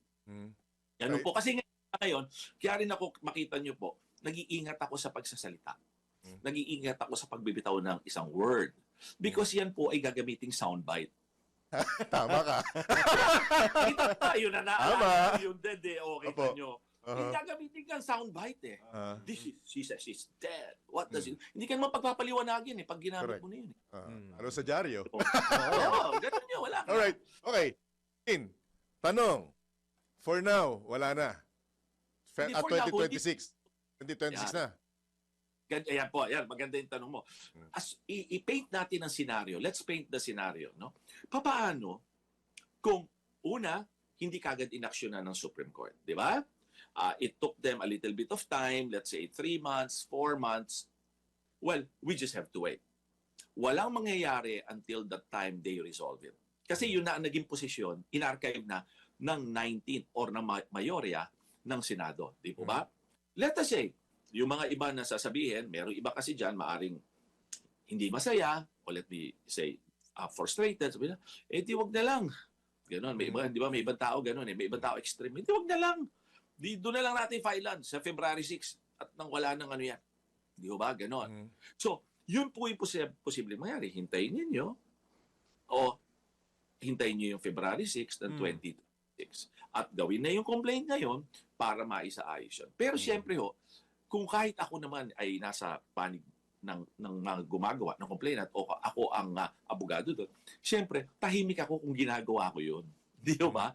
Tahimik ka. Kasi baka isipin ng iba, okay, give up na nila yung posisyon nila sa Supreme Court. Ganun yun. Diba? So, lalo pat, merong mga sumusunod o sumusubaybay dun sa mga pangyayari at sa mga kanilang ginagawa. Yun po din. So, malinaw, hindi pa patay ang impeachment, Dean? Hindi pa. Archive. Archive lang. Archive. Naghihingalo. Naghihingalo. Hindi rin. Mali rin. Pero ang maliwanag po, hindi siya gagalaw. Alright. Yun ang malinaw. Until magdesisyon ang Korte Suprema. Kaya po siya ang tabi in archive. Naka-freeze. Sa akin na lang po. Yung freeze hindi ako. Masyado maingat. Kukunin ko abogado si Dean. Alam nyo, sa amin kasi nga, sa aming sistema ng pagtuturo, accuracy. Alright. Okay. Pero, Dean, last na lang on my part, unless kung may karagdagan pa si Kuyang John, sino po, although alam na po natin kung sino ang nakapuntos dito sa senaryo po na ito, of course, VP Sara, pero sino ho ba ang talo rito? Sino ho ba ang, sabihin natin, may dehado po sa kinahinatnan po ng botohan dyan po sa Senado? Alam mo, maganda yung tanong mo. Kasi maraming sagot na may bibigay dyan eh. Pag sinong talo, because the sovereignty resides in the people. Kailangan natin ng accountability. Kailangan natin ng accountability. Subalit po, bakit ito dinisisyonan ng Supreme Court? Nakatulad ng kaso ng Francisco, nakatulad ng kaso ng Gutierrez, ang kanilang pong tinalakay dito ay ang proseso at hindi ang sustansya ng complaint. Kaya makikita niyo po yan kung nabasa niyo po ang desisyon ng 97. Sa unang bahagi pa lamang sinasabi, we are not touching on the charges. Kasi po wala silang power doon. Maliwanag yon because that is a political issue at yan po ay nasa Kongreso lamang. So dahil po noon ay binigyan na at nakilala na ang kanilang karapatan na busisiin ang isang proseso pagdating sa impeachment, kaya po nila ginawa yan. Darating naman po ako doon. So, ngayon, sasagutin kita. Sasabihin mo, sino ba ang talagang Sino ba ang magsasuffer dito? Una, titingnan natin, we are in a system of law and the rules. We are under the Constitution. Dahil dito, kailangan sundin natin ang batas at mga alituntunin. Ngayon, dahil dito, we respect the branches of government at dahil dito, magkakaroon tayo ng maayos na proseso. Yun po yun. Ngayon, dapat ba yung proseso ay laging nangingibabaw sa accountability? Di ba? Ganun yun eh. Yun po yung ano. Ang accountability po ay napaka-importante. Subalit po, kailangan, and I'm looking at it, hindi na po ako hindi na po yan generasyon natin, John Drew. Yun ang mga bata. We have to establish a system wherein makakapitan ng mga susunod na henerasyon sa atin. Na pag may ganito, hindi pa pwedeng walang proseso. Everyone will have to be accountable. A little of probably a little waiting will not necessarily mean that the accountability is dead. Di po ba? Kaunti. Yun po yung sinasabi ng Supreme Court dun eh. Pero parehong importante. Importante ang accountability dahil public office yan. Matagal na po tayo bilang mamamayan na nakita na accountability is very important. Nag-suffer na rin po tayo dahil dyan. Pero po, nakita rin natin na minsan ang proseso ay dapat ilatag para po wala na tayong pinag-uusapan na sinasabi natin, kaya naman kayo bumoto ganito. Alam niyo naman po yun, di ba? Hindi ko pamamasukan yun. Kasi lahat po yun ay haka-haka at sabi. At unless sila ang magsasalita, ay ayokong pamasukan yun. Yun po yun. Kahit nung nakakarang impeachment, kasi ganito, ganyan, di na ganito. Well, let them speak. Nagsalita naman si Senator Marcoleta kung ano nangyari daw sa kanila sa babae. I think he has personal knowledge of that. Yun lang po. With that, Dean Salvador, dahil sa mga sinabi mo, isa lang ang sasabihin ko po, mahal na kita. Basta hindi, wala kang sacrifice, ha? Mahal na kita, boss. Pero hindi, haabalahin ka pa namin sa mga susunod na araw, ha?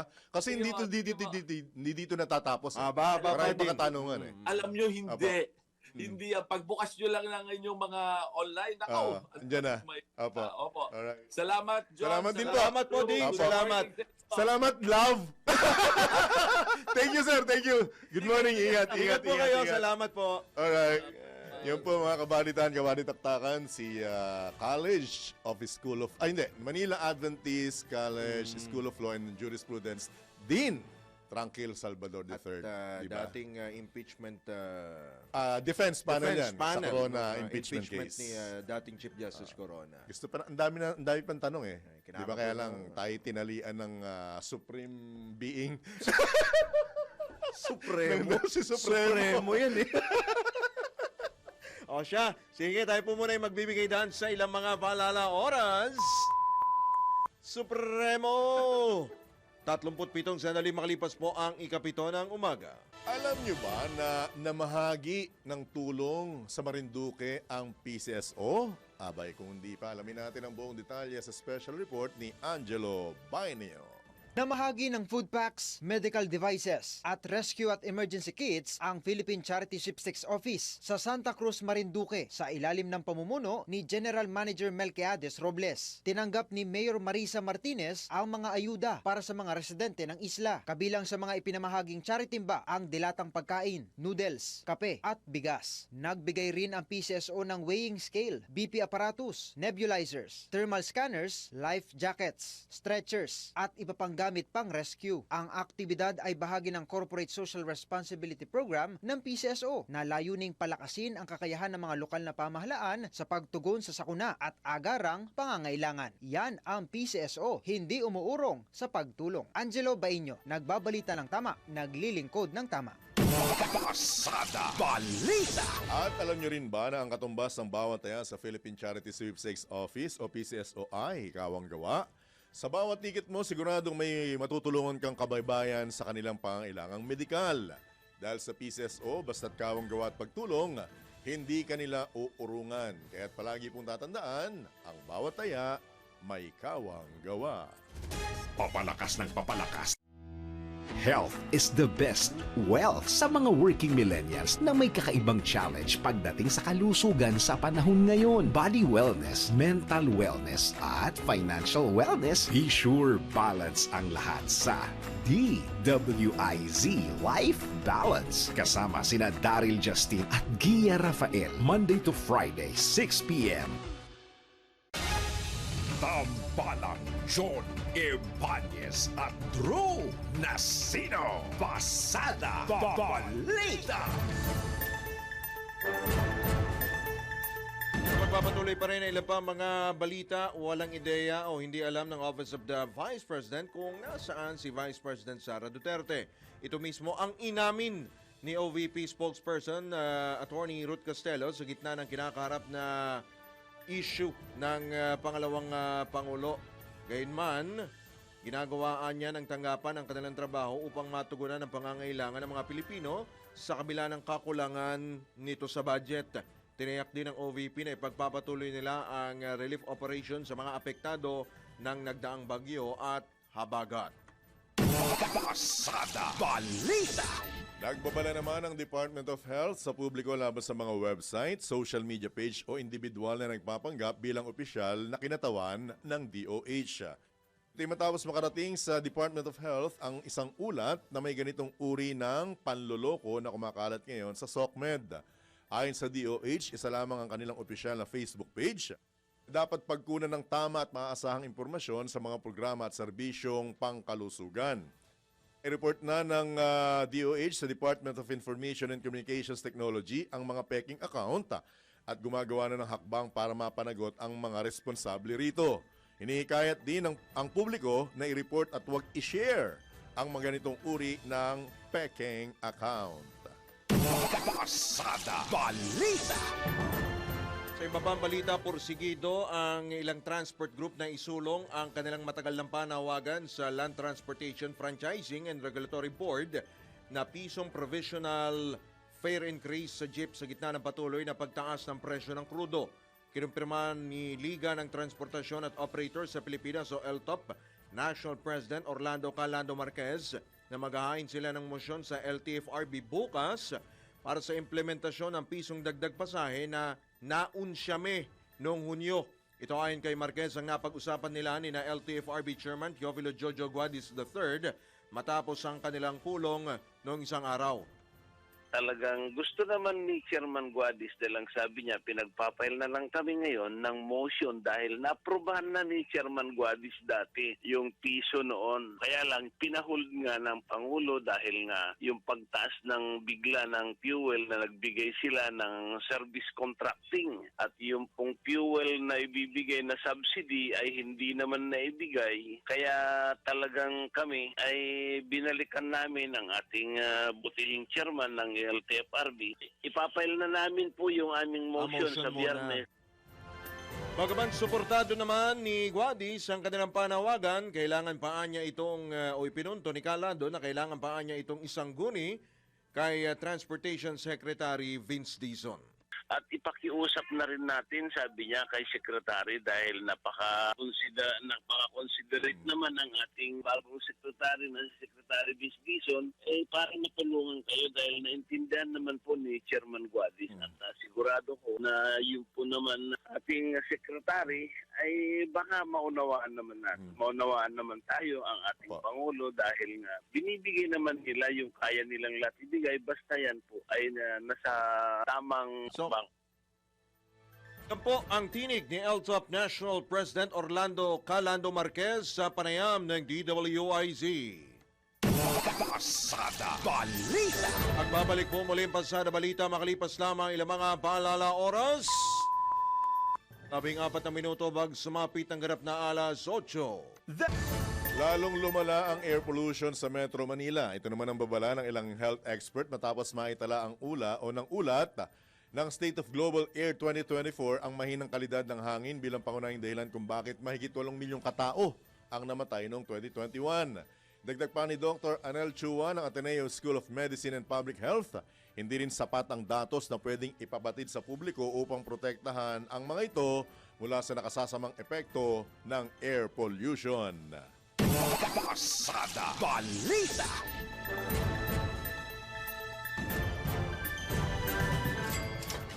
Balitang pangkalakalan. Ipinangkahin ng isang trade analyst na kailangang repasuin na ng pamahalaan ng Export at Industry Development Plan nito matapos maging epektibo ang 19% na taripa ng Estados Unidos sa mga Philippine exports. Ayon kay UP Asian Center Assistant Professor Alexander Michael Palma, hindi nakalinya ang ilan sa mga pulisiya ng bansa pagdating sa mga export products at mga lokal na industriya kaya't mahalaga ang pagtutok dito. O hindi alinsunod sa pulisiya po ito. Anya, isang halimbawa na dapat pag-aralan ay ang planong pagpasok sa bansa ng mga automotive vehicles mula Amerika na walang taripang ipapataw. Aba, magmumura na. Upang manatiling competitive ang kasalukuyang automotive industry ng Pilipinas, kailangan anyang buhayin muli ang pumalyang motor vehicle parts industry. Pasada Balita. Mga balitang dapat alam mo kahit sa labas ng bansa. DWIZ Balita sa ibang bansa. Arestado ang isang gunman matapos magpapatok ng baril sa loob mismo ng Ford Stewart sa Georgia, US of A. Ayon sa US Army, 5 sa kanilang tauhan ang nasugatan sa insidente at agad namang kinumpirma na sundalo rin ang namaril sa kanyang mga kabaro. Isa na ilalim sa isang lockdown procedure ang buong base militar habang nangyayari ang insidente. Ngunit, agad naman itong tinanggal ng maaresto na ang suspect. Patuloy pa rin ang investigasyon tungkol sa tunay na motibo ng insidente ng pamamaril. Pasada Balita. Sa mundo ng palakasan, ang latest malalaman sa DWIZ Sports News. PBA Legends! Uy, maganda ito. Sino-sino kaya yan? Sasabak sa isang charity game. Pero hindi po ito boxing, ha? Charity game ngayong weekend. Alamin natin kung sino-sino yan. Iyan ang sports update mula kay Ian Articona. Good morning, Boss John at Boss Drew! Narito na ang aking latest sports update. 5 alamat ng PBA mula sa dekada 90 ang muling magbabalik sa hardcourt para sa isang charity game sa Zamboanga City. Pinangalan ng mga nasabing retiradong manlalaro na sina Johnny Abarrientos, Noli Locsin, Nelson Aceitono, Alan Caidic at Alvin Patrimonio. Ayon kay Zamboanga City Administrator Percival Ramos, gaganapin ang laro sa linggo, August 10, sa Mayor Vitaliano Agan Coliseum sa naturang lungsod upang maglikom ng donasyon para sa Women's Crisis Center nito. May pre-game event na magaganap sa alas 6 ng gabi bago ang laro sa alas 7:30. At yan ang aking sports news. Ian Articona, nagbabalita ng tama, naglilingkod ng tama. Pasada Balita. John Ibanez? Actually, kasama ako sa lineup. Hindi lang ako nakuna ng ticket sa aeroplano. Sambuanga yun eh. Naman ko, lalakarin ko yan. Pagdating ko doon, tuhod na lang natira. Gusto ko mapanood yung mga ganyan. Actually, nung nabubuhay pa si Coach Samboy, nakakalaro ko yan. Kami ni Allen. Laking Samboy si Allen eh. Kaya lang eh. Siyempre, alam mo namin, nangyari hindi maganda. Ikaw, laking? Laking Ovaltine. Uy, health na tayo. Makarating tong tanungan na to. At dahil tag-ulan na naman, actually, pasulpot-sulpot ang mga bagyo, usong muli ang pangkaraniwang sakit tulad ng ubo, sipon at kaso.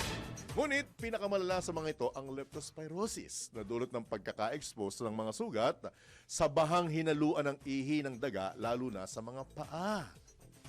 Ilang sintomas ng leptospirosis ang sakit ng ulo, pamamaga ng kasukasuan, lagnat, skin rash, ubo, pamumula ng mata at paninilaw ng balat. Kung hindi ito aagapan, hahantong ang leptospirosis sa kamatayan kaya't importanteng malaman kung paano ito aagapan. Una na rito ang pagsusot ng protective gear tulad ng bota at kapote. Isa pang paraan para hindi magkaroon ng leptospirosis ang tamang pagtatakip o paghuhugas ng sugat kung sakaling naabutan ng baha. Kung makaranas man ng kahit isa sa mga sintomas ito, agad magpakonsulta sa doktor upang maagapan ang paglala ng nasabing karamdaman. Ngunit, ang pinaka-epektibo pa ring paraan para hindi magkaroon ng leptospirosis ang pag-iwas sa mga lugar na baha. Pasada Balita. Ito na ang latest, bagong-bago, fresh na fresh. DWIZ Showbiz News. In English, wet. Ha? Wet? English, wet. Hindi ka. Kaya nga pala, sa Hong Kong, meron palang nasagasaan na Pilipino. Alam mo, nakakatakot yun. Nasa tapat lang ng... Pero kung wala sa tapat ng paderyo, malamang nabuhay yun. Turista po Na ano ito. na sandwich. Patay. No? Bilis ng taxi. Grabe, sa Hong Kong. At sa Hong Kong pa rin nga po, ito, showbiz po ito. Nagdala po ng... Galing ng segue. Gumanon talaga. Parang takbo sabay liko. Nagdala po ng kuwela at katatawanan ng Filipino-American vlogger na Zuel Dasovitz at ang asawa ni Solen Yusuf na si Nico Bolsico matapos maispatan ng kiss cam habang nanonood ng football game sa Kai Tak Stadium sa Hong Kong. Ako, wag lang tayo maispatan dito. Ay, nako. Yung holding hands natin paglabas. Nako, wag. Huwag niyong gagawin sa amin ni Kuyang Drew yan, ha? Wag niyong gagawin yan. Huwag niyong gagawin sa amin yan, ha?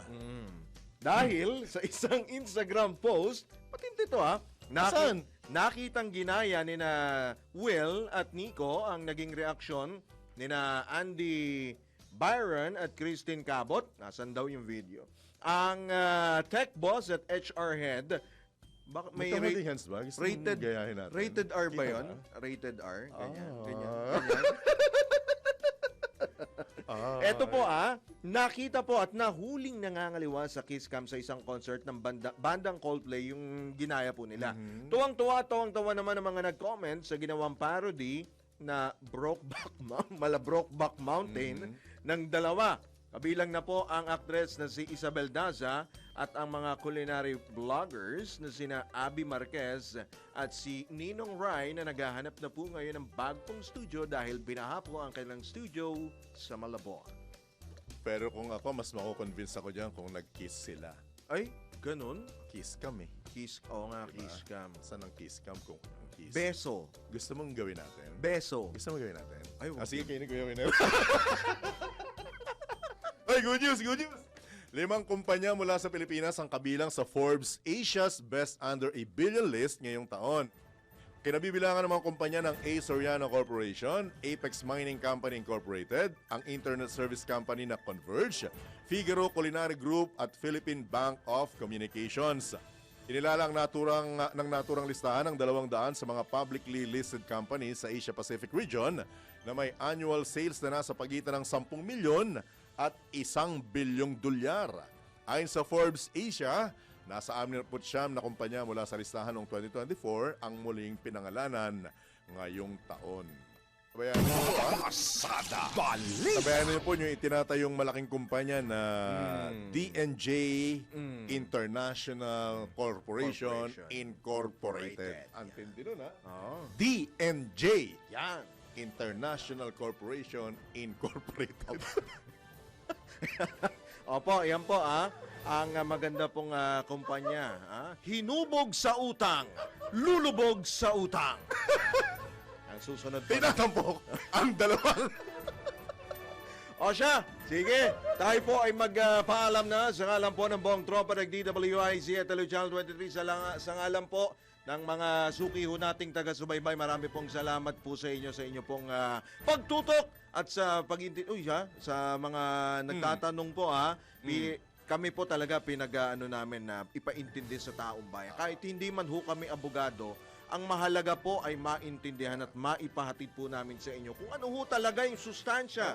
Yung nilalaman po ng bawat istorya. Huwag kang maingay, nagsasalita pa kami.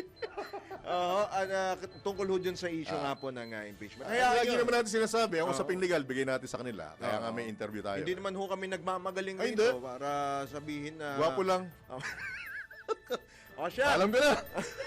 Alam tayo. Sa alam pa na po, tropa ng DWIZ Channel 23, kami po ang inyong mga naging tagapagatid balita, Drew Nasino, Johnny Bañez, nagbabalita ng tama, naglilingkod ng tama. Standby lamang, susunod na nandyan na po sila, walang iba, karambola, oras. Ganap na po ang alas 8 na ng morning. Happy weekend! Woo! Uy, may tono.